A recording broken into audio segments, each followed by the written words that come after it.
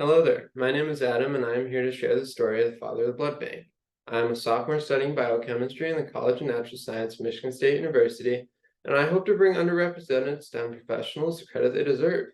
Often we see Red Cross trucks or blood donation vans driving around, but have you ever stopped and wondered how we got to this point?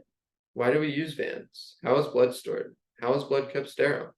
These were all questions Charles Richard Drew sought to find solutions to. Born in Washington, Drew would get a football scholarship, becoming one of 13 African American students at Amherst College in Massachusetts.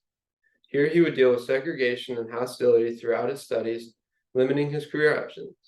These options would lead him to McGill University College of Medicine, where he would win the annual Neuroanatomy Scholarship and the J. Francis Williams Prize in Medicine.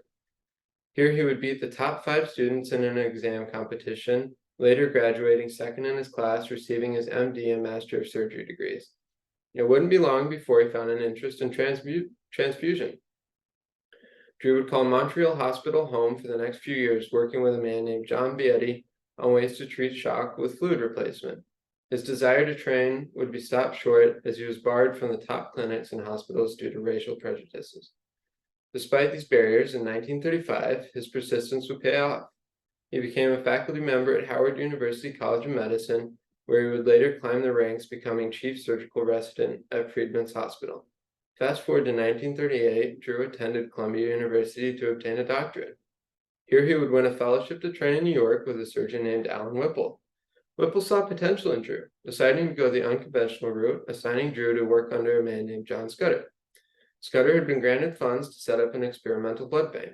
Together, Drew and Scudder would begin to earn recognition quickly for their research on blood chemistry and fluid balance.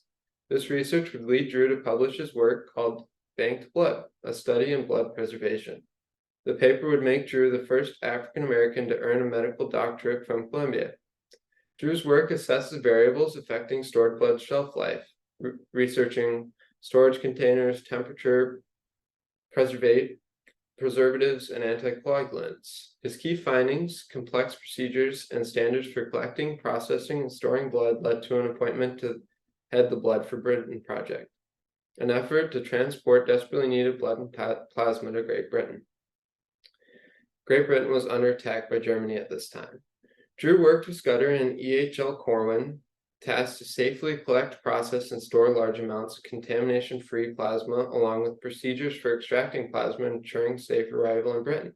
The team used centrifusion to separate the plasma from the blood cells, then the plasma from a collection of 8 bottles using anti-contamination technique, strict air, ultraviolet lighting conditions, was used to sterilize. Finally, each batch was transferred to a shipping container and diluted with sterile saline solution. The trial shipment of plasma was sent to England and deemed entirely satisfactory. Drew returned to Howard briefly, but was called back to continue supervising the BFB program. When the program ended in January 1941, Blood for Britain collected 14,000 blood donations and shipped over 5,000 liters of plasma. The program became a model for the Red Cross pilot program to mass-produce dried plasma in New York in February 1941, seating Drew as assistant director. Among his innovations were bloodmobiles, mobile blood donation trucks with refrigerators. The work sealed his reputation as a pioneer and earned him the title Father of the Blood Bank. Drew would return to Howard in 1941, teaching other African American students and preparing them for the prejudice and hostility of the medical world they would face. He would remain at Howard until he died in 1950. The father of the blood bank left a lasting impact on society with many innovations and techniques still used by the Red Cross and medical professionals today. Charles Richard Drew is a testament to resilience, brilliance, and unwavering determination. His pioneering work in blood preservation and transfusion techniques not only revolutionized the field of medicine, but also challenged the racial barriers that pervaded his time. The legacy of the father of the blood bank extends far beyond the laboratories and medical facilities where his innovations took root.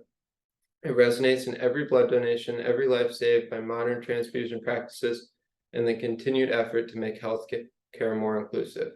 I hope you learned something today. Thank you for letting me take the time to share the story of Charles Richard Drew and the impact he has. If you have time, I highly recommend reading his paper. I found great interest in the paper, leading me to choose the father of the blood bank as my underrepresented professional in STEM. Thank you.